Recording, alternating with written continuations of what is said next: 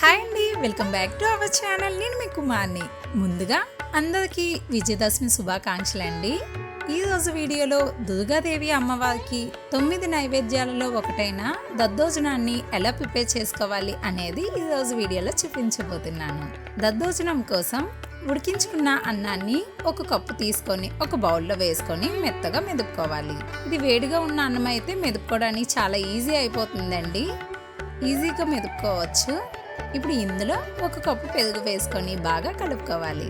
అలాగే మీ టేస్ట్కి సరిపడా సాల్ట్ వేసుకొని కలుపుకోవాలి.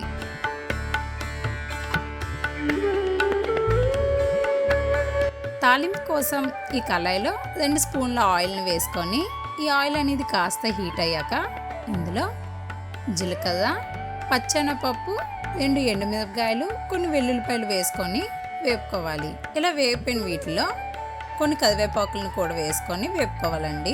చూడండి, ఇవి చక్కగా వేపే కదా. ఈ తాలింపుని ముందుగా కలిపి పెట్టుకున్న ఈ అన్నంలో వేసుకొని కలుపుకోవాలి.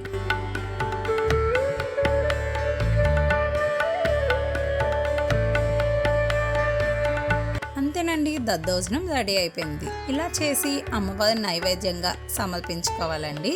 మీకు ఈ వీడియో నచ్చినట్లయితే ప్లీజ్ సబ్స్క్రైబ్ చేసుకొని సపోర్ట్ చేయండి. అలాగే మీ ఫ్రెండ్స్కి, రిలేటివ్స్కి షేర్ చేయండి. Thanks for watching.